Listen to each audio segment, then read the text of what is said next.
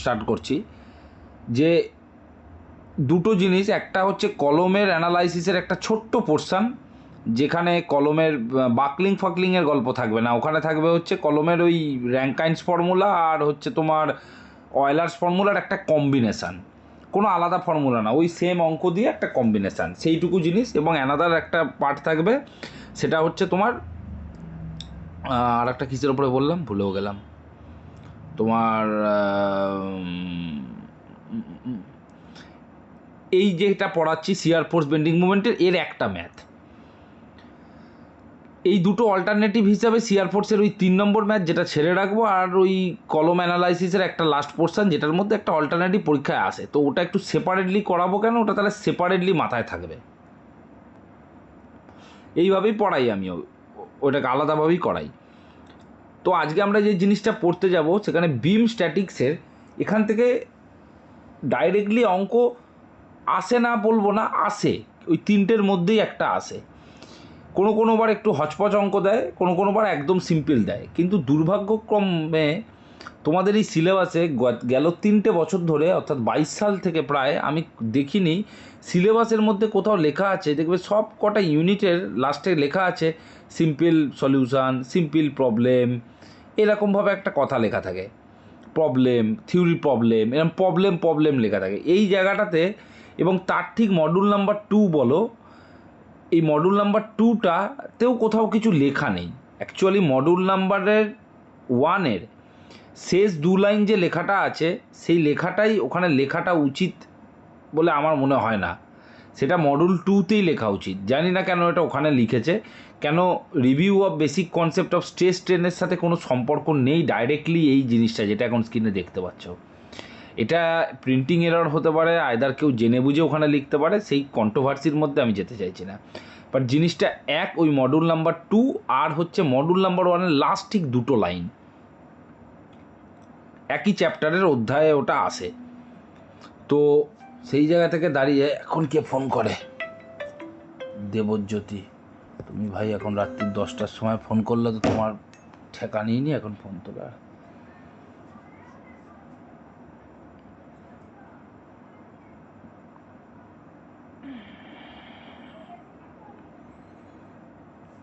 তো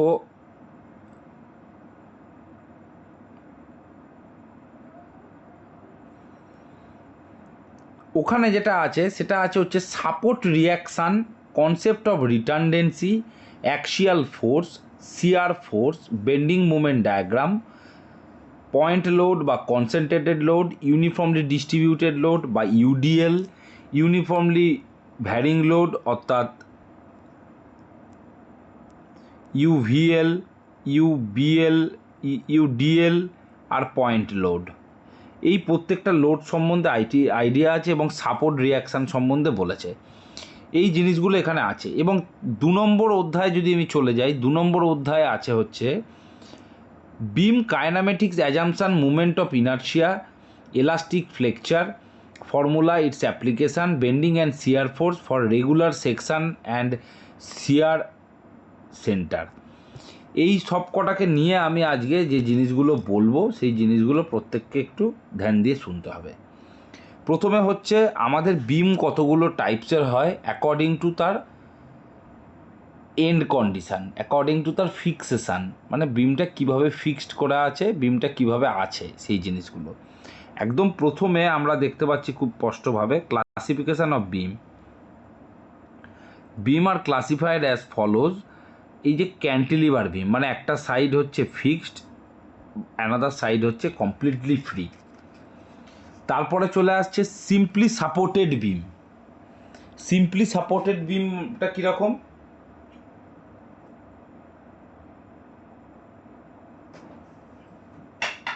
স্ক্রিনটা দেখতে পাচ্ছ কি?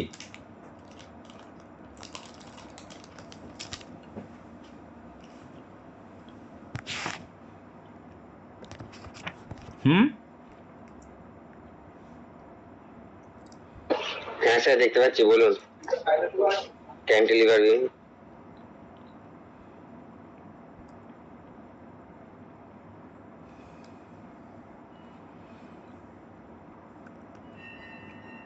বলছে beam is having its end freely resting on the support. তার মানে হচ্ছে freely resting on the support কথাটার মানে কি?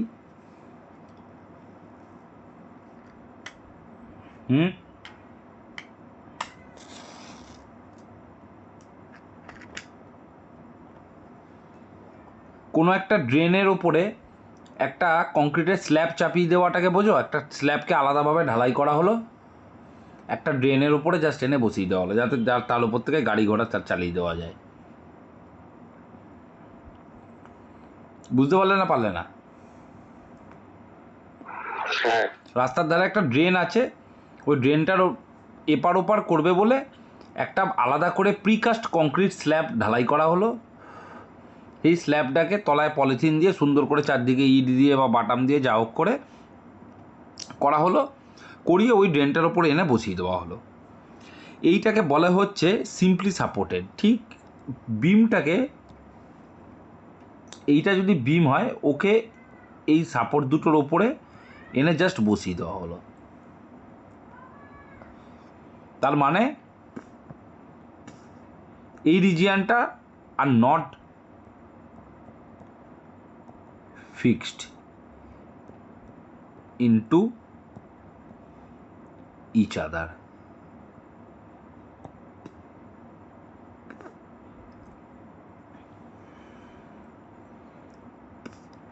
এবার বলছে, দেখো এখানে বড় বড় করে লেখা আছে, আমাকে এত বলার প্রয়োজন নেই। ফ্রিলি রেস্ট অন সাপোর্ট মানে ফ্রিলি বসিয়ে দিয়েছে। এরপরে দেখো এখানে লিখেছে এই সাপোর্টটাকে লিখেছে হিঞ্জ এন্ড। হিঞ্জ এন্ড কথাটার মানে হচ্ছে আর কিছুই না, ওই রকম নর্মাল বসিয়ে দেওয়াটাকে হিঞ্জ এন্ড বলে।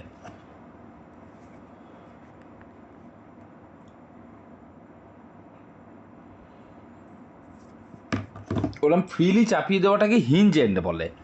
তবে কি হয় ব্যাপারটা, তফাৎ বলবো না, ব্যাপারটা একটা জিনিসকে যখন তুমি একটা জিনিসের উপর ফ্রিলি এনে বসিয়ে দেবে, তার মধ্যে তো একটা নড়নচরণ হবে। গাড়ির চাকা যাক, তুমি হেঁটে যাও, গরু হেঁটে যাক, যেই যাক, ওই নড়নচরণ হওয়াটার জন্য ওটাকে বলে হিঞ্জ। তারপরে চলে আসছে ওভার হ্যাঙ্গিং বিম। ওভার হ্যাঙ্গিং বিম মানে এই একটা সাপোর্ট, এই একটা সাপোর্ট, তার উপরে আরেকটা বিম, কিছুটা পোর্শন বাইরে ওভার হ্যাংড হয়ে আছে। একদিকে বেরিয়ে থাকাটাকে বলে ওয়ান এন্ড ওভার হ্যান্ডিং, দুই দিকে বেরিয়ে থাকাটাকে বলে বোথ এন্ড ওভার হ্যান্ডিং। এ কিন্তু একটা পরীক্ষাতে প্রশ্ন আসে, এইরকমভাবে প্রশ্নটা আসে যে সাপোর্ট মানে, তোমাকে প্রশ্নটা আমার ঠিক ইংরেজি পরিভাষাতে স্পষ্ট মনে পড়ছে না, আমি হয়তো নিজের মন থেকে ইংরেজি বললে একরকম হবে, কিন্তু ওটার মধ্যে যেটা বলা থাকে সেটা হচ্ছে সাপোর্ট কন্ডিশানে বিম কয় প্রকার, লোডের দিক থেকে বিম কয় প্রকার, এই প্রশ্নটা আসে।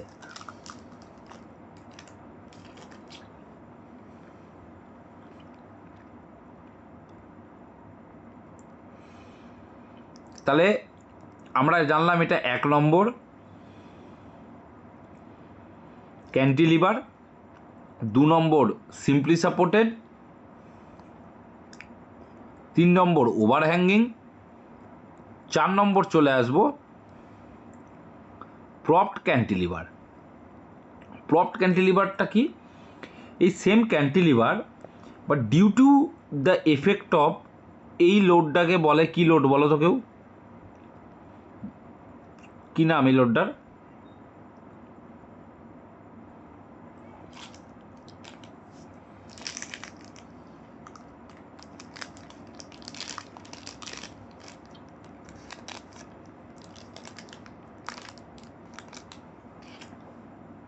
বলো।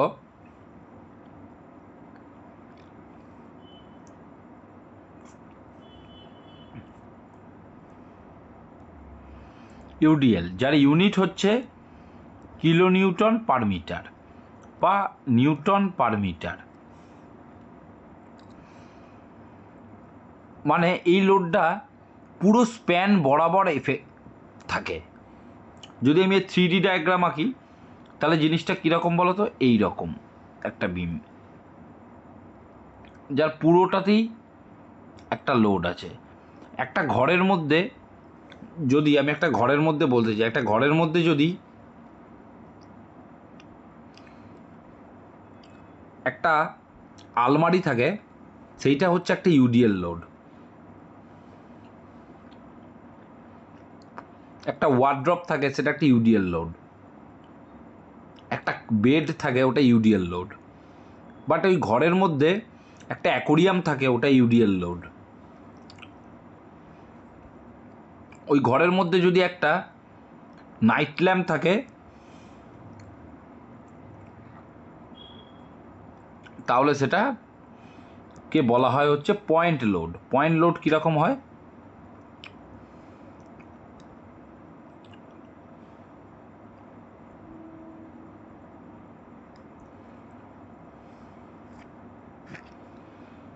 যে কোনো একটা পয়েন্টে এসে লোডটা এফেক্ট করে। তুমি দাঁড়িয়ে আছো একটা, তুমি চলো আমার ঘরে এলে, এসে দাঁড়িয়ে রয়েছো, তোমার লোডটা আমার ছাদের ওপরে পয়েন্ট লোড। আমি এখন হেলান দিয়ে বসে পড়াচ্ছি খাটের ওপরে বসে, একটু পরে আমি আমার স্টাডি টেবিলে গিয়ে বসে পড়াবো, ওটা পয়েন্ট লোড হয়ে যাবে। চেয়ারের ওপর যেই বসে পড়বো, পয়েন্ট লোড হয়ে যাবে। তো এই লোডের জন্য এই বিমটার একটা ডিফ্লেকশান হয়। ডিফ্লেকশানটা দেখতে হয় এই রকম।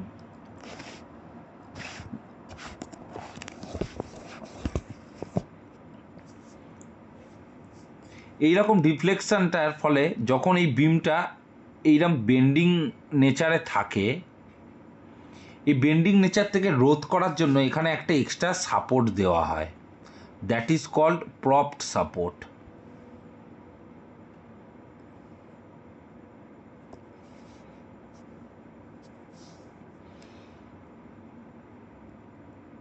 এটাকে বলে propped cantilever beam. Next 5 number, both end fixed. এখানে একটা পড়েছিলে, ক্যান্টিলিভার মানে একটা এন্ড ফিক্সড, আর ফিক্সড বিম মানে হচ্ছে যার বোথ এন্ড ফিক্সড হবে। তোমরা যে যে এখন ছাদের বাড়িতে বসে আছো,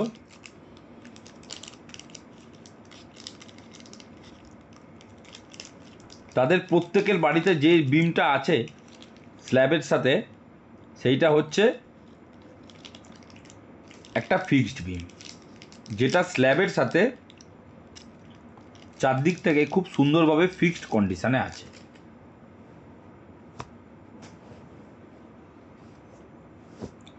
স্কুল, কলেজ, অফিস, আদালত, যেখানে যত বিম আছে, যেগুলো স্ট্রাকচারালি তৈরি করা হয়, সেই প্রত্যেকটাই is a good example of fixed বিম।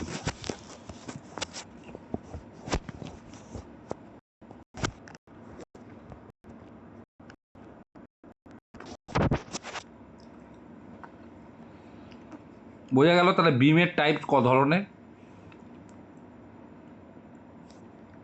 এরপর চলে আসবো, হ্যালো বলো স্যার, বলছি 2 নম্বরটা একবার বলবেন? কেন বলবো না। 2 নম্বর হচ্ছে simply supported beam. Simply supported মানে হচ্ছে, ধরো একটা কলম, এইটা একটা কলম, এর ঘাড়ের ওপরে এনে একটা বিম ফেলে দিলে তুমি,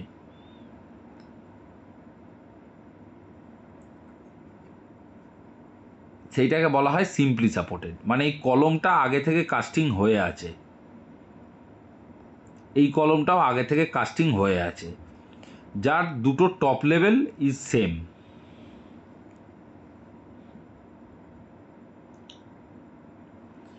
তাই জন্য তুমি এই বিমটাকে এনে জাস্ট ওর ওপরে রেস্ট করে দিলে, রেখে দিলে।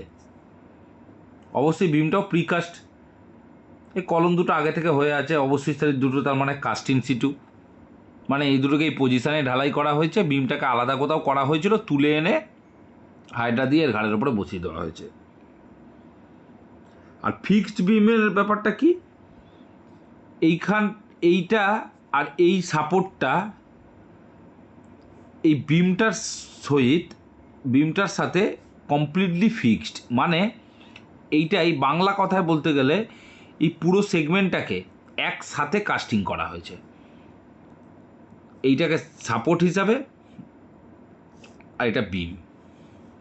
মানে আমরা যখন ছাদ ঢালাই করি, কি করি বলো তো? ছাদ ঢালাই যখন করি দেখবে বিমগুলো আগে ঢালাই হয়। দেখেছো কি ছাদ ঢালাই? দেখেছো তো তোমরা, না দেখো নি?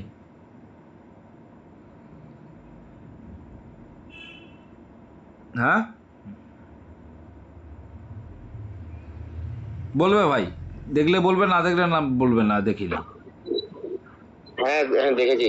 দেখবে বিমগুলোকে আগে ঢালাই হয়, দেখেছো তো? বিমগুলো ডাউন থাকে, বিমগুলোকে আগে ঢালাই করে। হুম। বিম ঢালাই হয়ে যাওয়ার পর হ্যাঁ বিম ঢালাই হয়ে যাওয়ার পরে ছাদের এক কোণা থেকে ধরে ফিনিশ করে সিঁড়িতে এসে কমপ্লিট করে। এটাই তো রুলস। হুম হুম। হ্যাঁ আমি হ্যাঁ। বাংলাদেশ গেছি, বাংলাদেশে ওইভাবে ছাদ ঢালাই করতে দেখেছি। নেপাল গেছি, ওইভাবে ছাদ ঢালাই করতে দেখেছি। ভুটান গেছি, ওইভাবে ছাদ ঢালাই করতে দেখেছি। এই তিনটে দেশেই গেছি আপাতত। লোকে বলে বিদেশ গেছো, বললাম হ্যাঁ গেছি, বাংলাদেশে গেছি, নেপাল গেছি, ভুটান গেছি। বিদেশ তো ভাই গেছি, কিন্তু আমার পাসপোর্ট নাই। কারণ এই তিনটে দেশের কোনোটাতে যেতে গেলেই পাসপোর্ট লাগে না। তো এটাই বাংলাদেশে লাগে তো। ঘোড়ার ডিম লাগে বাংলাদেশে। আজ কত বছর আগে গেছি, ট্রেনে করে গেছি।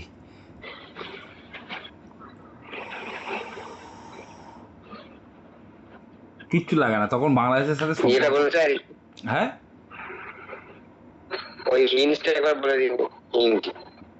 হিঞ্জ আর কিছুই না। হিঞ্জের কথাটার মানে হচ্ছে যে ওটা যেন নড়তে চড়তে পারে, মানে নড়তে চড়তে পারে বলে ওকে হিঞ্জ বলে। তুমি যদি একটা জিনিসের ওপরে, যদি আমি কি বোঝালাম, ধরো একটা ড্রেন ঢালাই হয়েছে, ওর উপরে এনে যদি একটা প্রিকার স্ল্যাব বসিয়ে দাও, তুমি যত লেভেল মেনেই বসাও না কেন, ও কিন্তু হালকা পাতলা নড়চড় নড়চড় করবে। তোমরা যে কোনো জায়গায় করে দেখবে, নিজের বাড়ির সামনে, রাস্তাঘাটে, যেখানে খুশি, হালকা তুমি একদিকে পা দিয়ে দাঁড়াবে, দেখবে আর দিকটা হালকা উঠে গেছে, ওদিকটা ছাড়ে তোমার ঢক ঢক করবে হালকা। এটা রুলস, করবেই। ওই জন্য ওটাকে বলে হিঞ্জ। হিঞ্জ সাইনটাকে অ্যাকচুয়ালি এই বইতে দেখায়নি। আমরা যখন পড়াশোনা করেছিলাম, আমরা একটা বইতে পড়তাম, কি বই আমার কোনো পড়াশোনা মনে নেই, ওখানে হিঞ্জটাকে এইরমভাবে আঁকতো, এইভাবে আঁকতো হিঞ্জ সাপোর্টটাকে।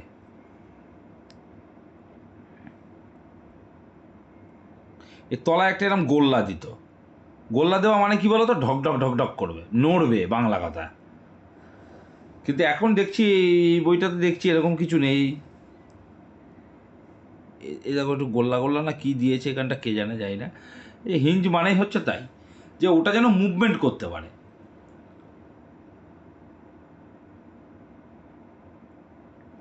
তোমরা কেউ ব্রিজে কাজ করো এখানে?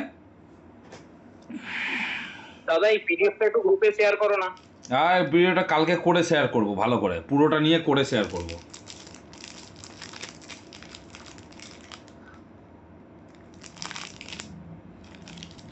এর সাথে তিনটে অঙ্ক যাবে, অঙ্ক তিনটাকে এর সাথে অ্যাটাচ করে দিয়ে শেয়ার করব তোমাদের।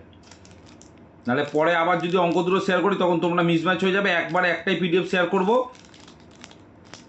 যার মধ্যে লেখা থাকবে শিয়ার ফোর্স অ্যান্ড বেন্ডিং, ওটার মধ্যে এভরিথিং আছে।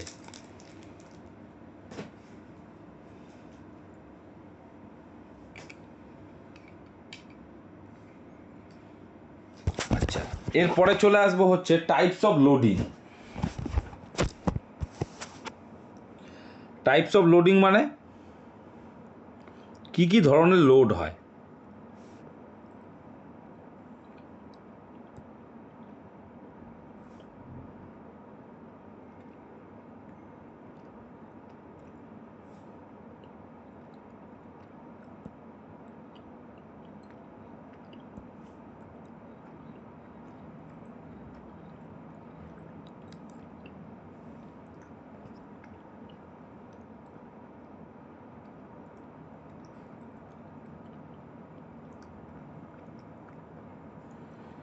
দেখো, এবার আমরা শুধু খেয়াল করব হচ্ছে লোডের দিকে। একটা বিম, আচ্ছা তোমাদের এবার একটা ছোট্ট তোমাদের একটা প্রশ্ন করি দিই আজকে।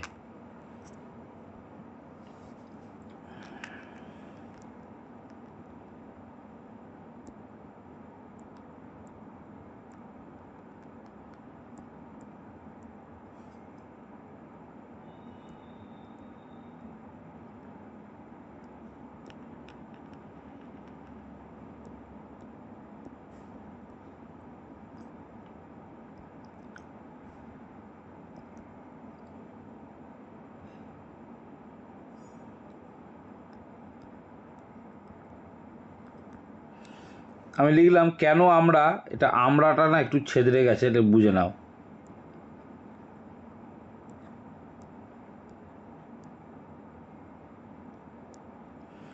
কেন আমরা এই সব বইতে ড্যাশ পড়ি, এই ড্যাশে বসাও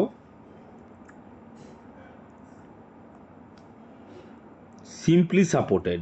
আজকে থার্ড সেম ফোর্থ সেমে পড়ছো, 7 সেম অবধি যত অঙ্ক করবে সব অঙ্কেতে থাকবে হচ্ছে ফিক্সড বিম। ওয়াই? আমরা যত বইতে যত অঙ্ক করি না কেন সব এক্সাম্পেলকে টানি ফিক্সড বিমের এক্সাম্পেল। তুমি দেখো, এই এখন তোমাকে আমি লোড শেখাবো, তো তোমাদের জীবনে এই প্রথম তোমরা লোড শিখছো, দেখো সিম্পলি সাপোর্টেড। দেখো ইউডিএল লোড শিখছো, simply supported. Gradually varying load অর্থাৎ ইউভিএল শিখছো, সিম্পলি সাপোর্টেড। দেখো কন্টিনিউয়াস বিম বুঝছো, সিম্পলি সাপোর্টেড। কেন এই বাদবাকি সাপোর্টগুলোকে ওভার হ্যাঙ্গিং, প্রপ, এই ফিক্সডই তো ওই যে কী বললাম, যে এখন যে যে পাকা বাড়িতে বসে আছো তারা প্রত্যেকে যে যে বাড়িতে আছো প্রত্যেকটা বিম আর column are homogeneously casted at that time of the slab pouring.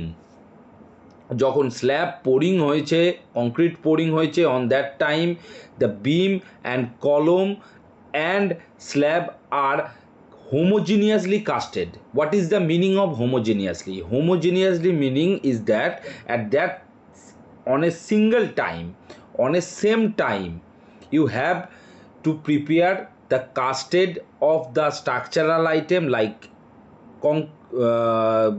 beam, column and slab. Beam, column, স্ল্যাবকে নিয়ে যখন তুমি একবারে কাস্টিং করবে, that is call homogeneously casting condition. একসাথে, হোমো কথার মানে হচ্ছে এক, পলি কথার মানে হচ্ছে এক, মোনো কথার মানে হচ্ছে আর এক বা অন্য। তো ফিক্সড বিমটাই তো আমাদের বাস্তবে সব। এই যে আমি তোমার কি বলবো, আমি এই যে তোমাদের ক্লাসটা শেষ করে দিয়ে একটা ছোট্ট দোতলা বাড়ি ডিজাইন করব, ও দোতলা বাড়ির ওপরে একটা মাছ চাষ করবে, বুঝতে পারলে?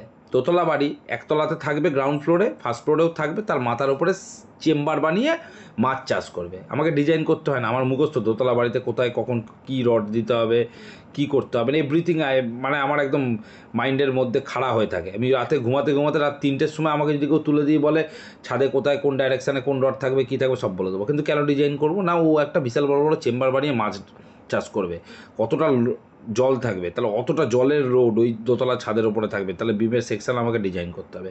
তো এই যে ডিজাইন করব আমি একটু পরে রাত্রিরে বসে, তো আমি কিন্তু সব ফিক্সড কন্ডিশন ধরে ডিজাইন করব। যত সফটওয়্যার আছে সেটাকে তুমি বলো স্ট্যাড প্রো, ই ট্যাবস, যে দুটো আমি জানি সেই দুটো বলি, আরও দু একটা আছে, 3D ম্যাক্স আছে,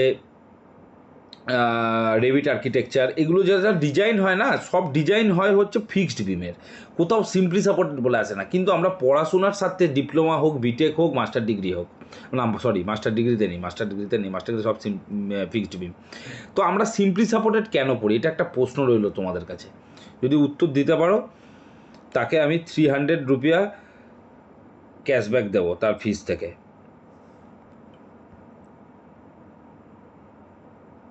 কিন্তু প্রপার জাস্টিফাইড উত্তর দিতে হবে। কাউকে জিজ্ঞাসা করো, তারা মানে তোমরা যা কারোর থেকে জিজ্ঞাসা করেও যদি উত্তর দিতে পারো, তাহলে তোমাদের প্রথম যে উত্তর দেবে তাকে আমি 300 টাকা ক্যাশব্যাক দেবো তার স্যালারি থেকে, তার ফিস থেকে। আচ্ছা নেক্সট, এবার হচ্ছে দেখো লোড, যে লোডটা এরম পয়েন্ট হিসাবে পড়বে, একদম রেকর্ডেড বললাম,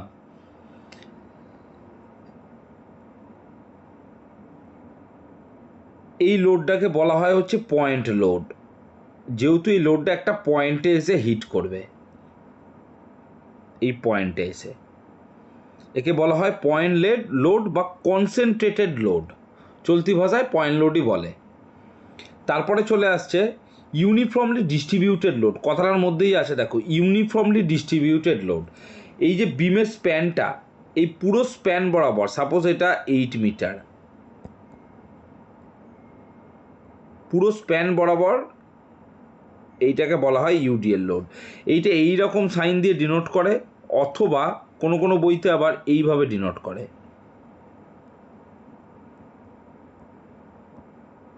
কোশ্চেন পেপারে বেশিরভাগ এই সাইনটাতে আসে পরীক্ষার, কেন অটোক্যাডে বলো বা যে কোনো জিনিসে বলো, এই কার্ভিলিনিয়ার সাইনটা ফেলতে গেলে না একটু কমেন্ট ফমেন্ট বেশি জানতে হয়, বা আর্ক অপশানটাকে মেরে সেন্টার টু আর্ক করে ওটাকে ছোট করে এখানে কপি পেস্ট করতে করতে করতে বসাতে হয়, বা অ্যারে অপশান দিয়ে করা যায়। অনেকে তো যারা কোশ্চেন পেপার সেট করে তারা তো ইঞ্জিনিয়ার নয়, বা ড্রাফটসম্যান নয়, বা আর্কিটেক্ট নয়, কেউ নয়, ওরা তো এমনি একটা ডাটা এন্ট্রি করার ছেলে পেলে, এত অপশান ফপশান জানে না। তো এই রকমভাবে থাকে দেখতে, জিনিসটা বোথ আর সেম।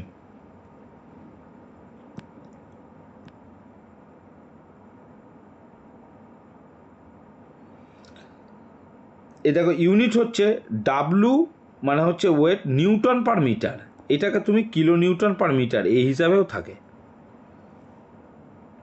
আবার কখনো UDL for a certain length, একটা কিছুটা লেন্থ অবধি থাকে, এমনও অনেক উদাহরণ আছে। তোমাদের আমি একটা অঙ্ক করাবো 3টে লোডকে একসাথে, যে ছেলেটা 3টে লোডকে একসাথে অঙ্কটা বুঝতে পারবে, সে তার কাছে কোনো মাইকেলালের অঙ্ক আটকাবে না। এর পরের দিন কালকে করাবো অঙ্কটা। কালকে একটা সিনেমা দেখতে যাবো দুপুরবেলা, সিনেমাটা দেখে এসে যদি শরীর ভালো থাকে তাহলে পুরো করাবো, আর যদি শরীর খারাপ থাকে তাহলে হাফ করাবো।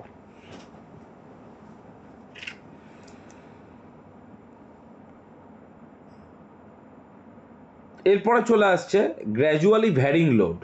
এবার কেউ বলো তো দেখি, একটা এক্সাম্পল দাও তো, গ্র্যাজুয়ালি ভ্যারিং লোডটা ঘরের মধ্যে কী এমন জিনিস আছে যেটা গ্র্যাজুয়ালি ভ্যারিং লোড হিসাবে এফেক্ট করতে পারে?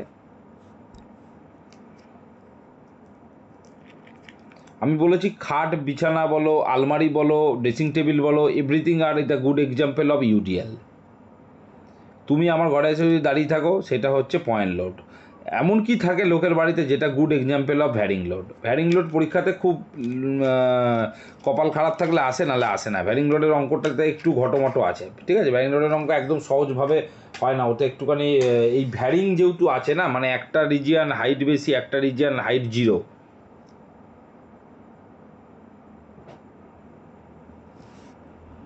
এই ফর্মুলার মধ্যে একটু গলযোগ আছে।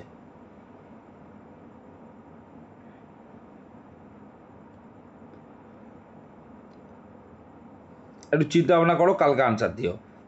অনেকের বাড়িতে থাকে, মানে জেনারেলি সবার বাড়িতে হয়তো থাকে না সেসব জিনিস, বাট অনেকের বাড়িতে থাকে।